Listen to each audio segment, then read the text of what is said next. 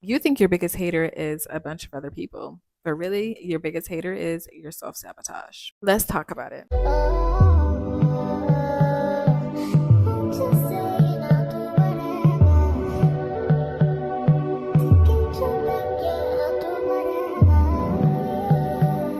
Are you ready? Let's talk about it. Sometimes we sabotage the very things that we prayed for.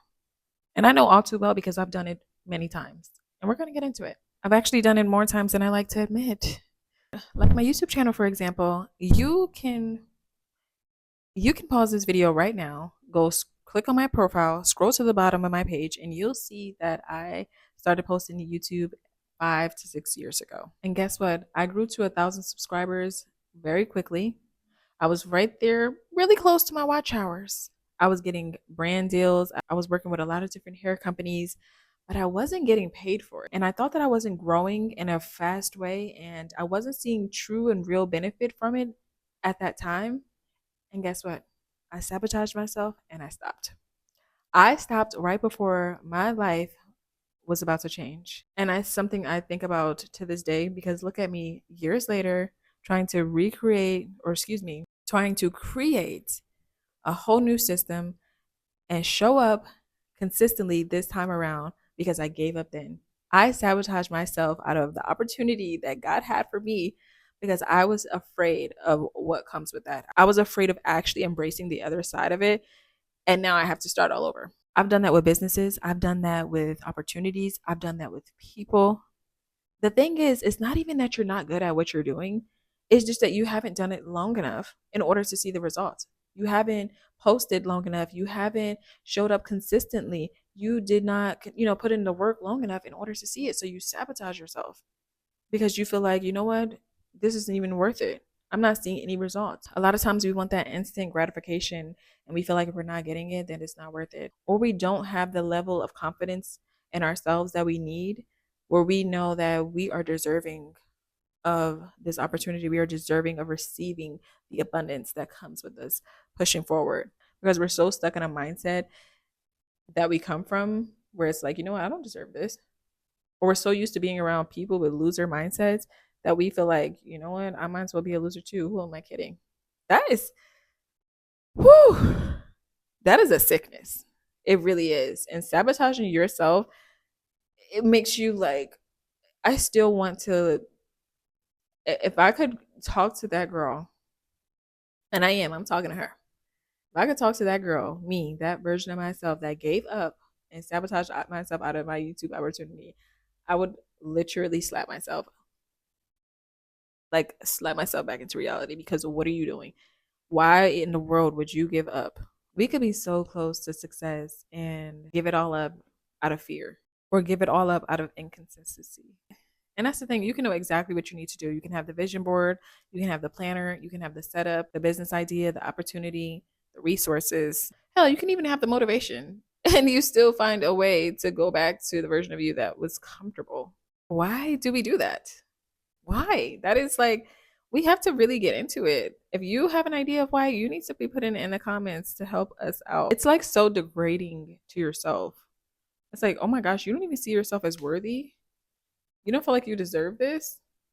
Like, you don't have a level of self love to know or to feel that you are worth attaining more than what you have.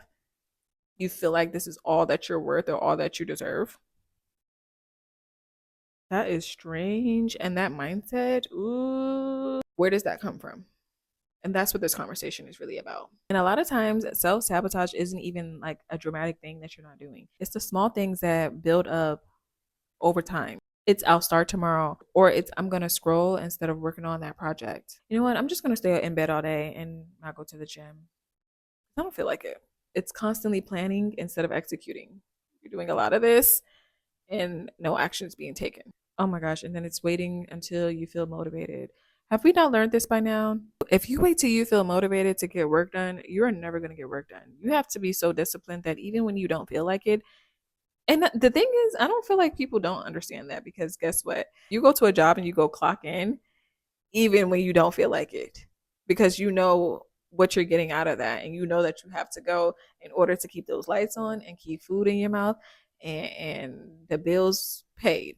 So we know what it's like to not feel motivated and to still keep doing it. But when it comes to our own personal projects, our own personal goals, our own personal success, somehow it's like we lose the idea or the respect for it. And when I was working, I could absolutely relate to that. Like, I would get up and go to work because I know I got to work or I'm gonna get fired if I don't show up. So it's the same thing with your business. If you know you don't show up, you should know that you're also going to get fired. And in the business world, it's not that you'll get fired, it's just the fact that your business won't succeed. You won't make any money. Your business won't grow. And it's going to leave you stuck in that job forever. It's going to leave you stuck in a cycle forever. We're so used to having so many excuses that the reason why we're self sabotaging or the reason why things are not getting done is because it's just, oh, I have this going on, or life is lifing and this problem and that problem, or I can't because of this. Like, no, sometimes it's actually because you are so comfortable and that's what's destroying you. Sometimes we're afraid of what happens if and when we actually succeed. We always talk about the fear of failure, but what about the fear of success? Failure gives us an excuse, and success takes away the excuse. I feel like I can relate to that the most. It's like, oh my gosh, if I'm actually successful and if I would have kept posting on YouTube and my channel blew up, I would have felt that responsibility to maintain that audience, to keep showing up, to live a different lifestyle that requires me to be uncomfortable or requires me to accept my new reality. And I guess I was afraid of that, which is crazy because ultimately that's exactly what I want. But for some reason, I tricked myself into thinking that I'm not ready for that, even though God had created the very space for me to be ready for that and to accept it. I was like, no, God, I'm scared. Oh no, God, not quite yet. I'm not ready. He was okay. Take it away.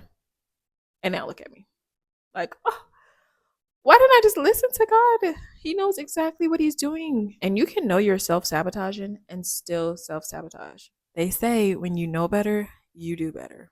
And if you know better and you still choose to do what you want to do and you still choose to do wrong, that is a choice.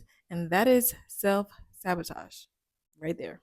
You know how we be like, I love that for you? No, I don't love that for you. I hate that for you, actually.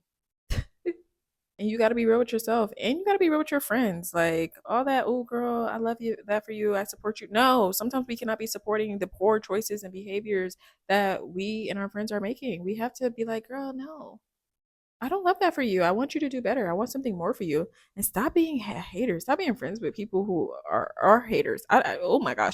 You know what? We're going to get into that video. Oh my gosh. I really want to talk about it because if you know that you have a hater friend or people around you who are secretly praying and wishing on your downfall, you are also self-sabotaging yourself.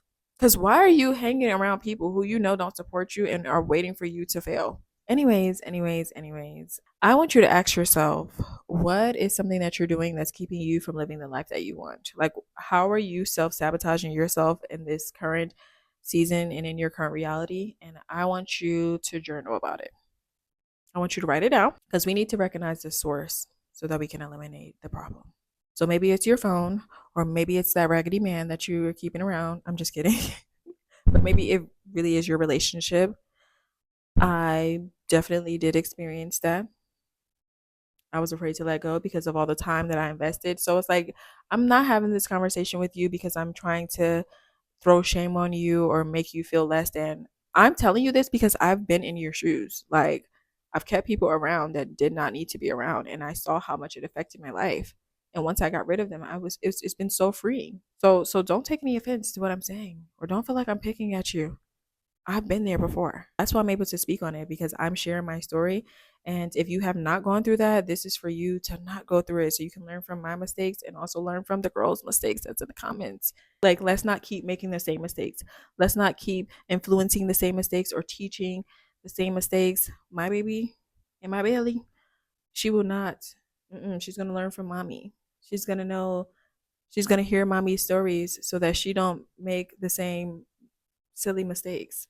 And I want that for you too. And if you are still in a season where you are still making them, I want you to hear the message so that we can get you up out of the shackles, girl. Please. So I'm saying all this because I'm learning too. I'm still becoming her. And I'm inviting you along this journey with me because I yearn for the community and I'm also trying to help the girls out. I hope that this conversation was helpful to you. I hope that you hearing my experience either related to you where you're like, look, let me get up because I don't want to keep living that life either. And I want something different. Or I hope that if you haven't experienced that, that you are like, ooh, let me not do that, and that.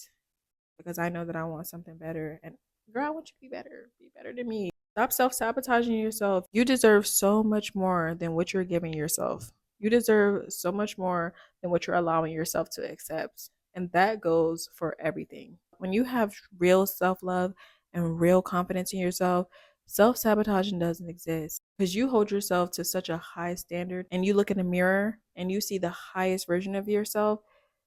You don't allow negativity to creep in. You don't allow things that are not for you to destroy you. And that's it. And that's that. This was a great episode. I really enjoyed this conversation. I did because I know all too well about self sabotage. Oh my gosh, it's so much deeper than my YouTube channel. That's just an example. I could girl, I could tell y'all about the things that I have self sabotaged. We'd be sitting here all night. But I do want to hear your stories. I want to. Oh, my baby is kicking. She's like, "Mommy, that's enough." But look, it's almost midnight, and we are here filming. Like conversation is flowing. Anyways, I want to hear your stories of how you self sabotage yourself, and like, what are you doing in this season to overcome that? What does it look like for you? Just share your stories so that again we can all talk amongst each other and learn from each other. I love this so much. This is a no judgment free zone. This is a safe space. This is a community. This is where we learn and grow together. So, anyways, if you did get value from this video, share it with a friend so that we can make the world a better place. We need more winners out here.